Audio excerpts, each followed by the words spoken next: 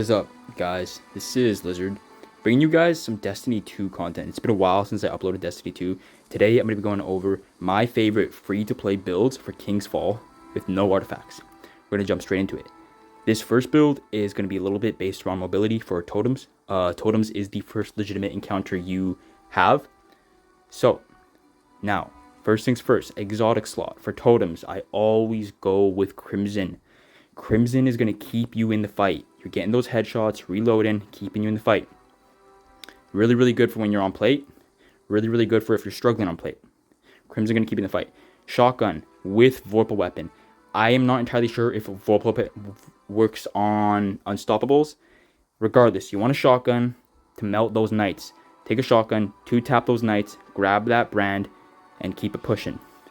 Now, next, when you're on the plate, what you're going to want to do is add clear, machine gun, machine gun, machine gun, add clear, add clear, add clear. It's that simple.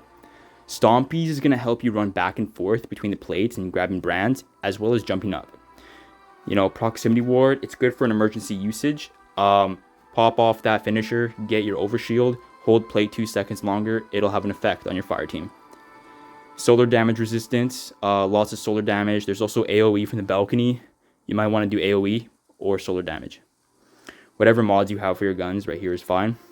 And you always want to prioritize providing support for your team. You want to have heavy ammo finder and scout for your team. You got to think about your team. It's a raid, 6 people. Don't be selfish. Now, with this build, you are going to be running Blade Barrage. Blade Barrage is going to help you if you're on plate and you're swarmed. You need to get out of a sticky situation. Throw that Blade Barrage, or if Unstop is coming up, you can just stick him with those blades and then tag him with your shotgun. Ideally, you want to save your Blade Barrage for Unstop without the artifact. So, the next build is going to be for War Priest. So, for War Priest, if you're a newer player, you're going to keep going with Blade Barrage if you're a newer player. But you're going to throw on Swordbreaker. It's a good shotgun from Coda's End. And then you're going to do a grenade launcher or a GL. Grenade launcher or GL, and then fall back onto Prometheus Lens. This is a really solar-based build. The Blade Barrage is really going to be good because War Priest does move around and he does have a big hitbox. You don't want to miss that. Swordbreaker, this shotgun, you focus all the yellow bars. All the yellow bars, wizards, and knights. You can use Prometheus Lens on ad clear. It's fine. You know, Stompies is going to help you jump to the left side if you guys have to. You don't want to be on middle or right, having to jump all the way over to the left side and then missing. Trust me, Stompies help. Hezen Vengeance is just great. Honestly, it's just great. Cry Mutiny is also awesome. It just depends on what you want. So, always have your supportive roles. You know, Heal Grenade, Heavy Ammo Finder, Heavy Ammo Scout. You want to be useful to your fire team. Another build you can do, this is for more advanced players who are confident with their golden gun. So you switch to your golden gun, you have to hit him in the head, and you're not changing too much when it comes to the weapons you choose, but what you can switch out is, if you want to try, is something like Cry Mutiny. That's going to work. Prometheus Lens is a good fallback. Borealis will work, as you can switch it over to Solar, but I prefer Prometheus Lens.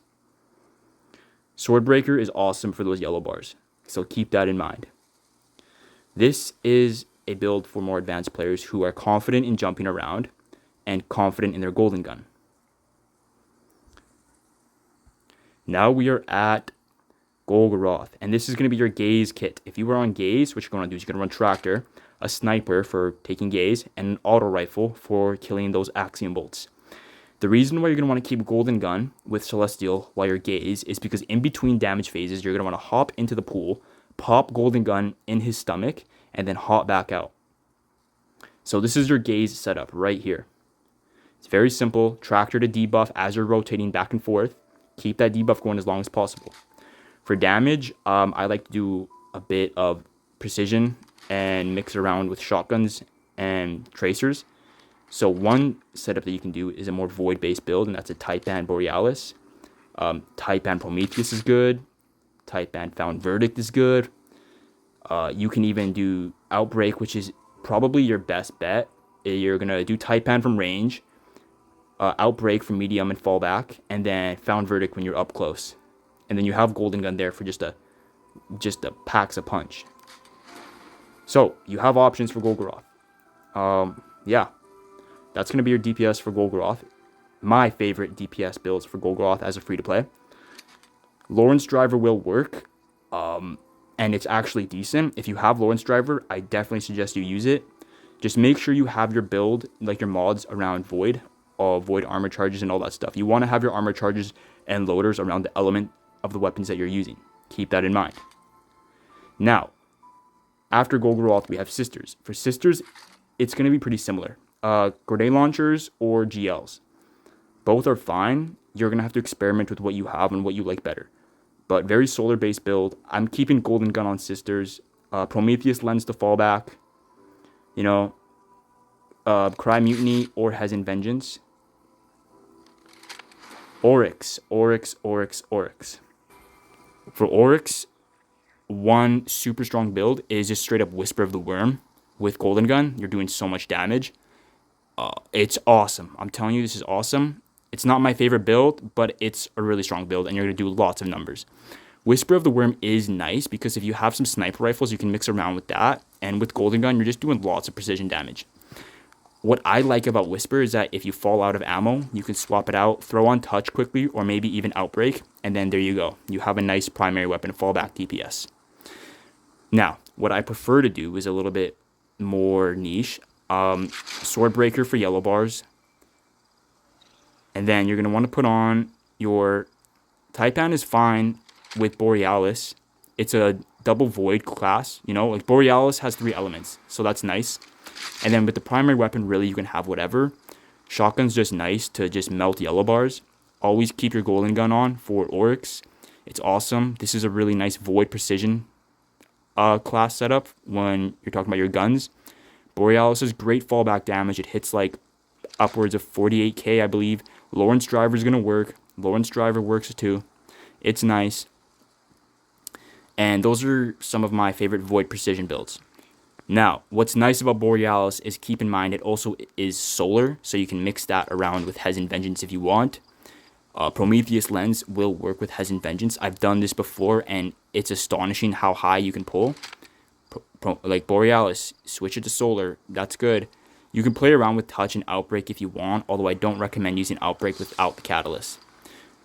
As a free-to-play, you really want to be beneficial to your team as possible, so Healing Grenade at all times. Heals your allies, heals yourself. Give your allies Radiant. Just do it, man. Just do it. Heavy Ammo, Scout, and Finder together is just a PB&J combo. Heavy Ammo Finder, you find more bricks. Heavy Ammo Scout, when you find a brick, it increases the chance of spawning for your allies. So these are my favorite free-to-play builds in Destiny without the seasonal artifact, and I hope you guys enjoyed. Peace.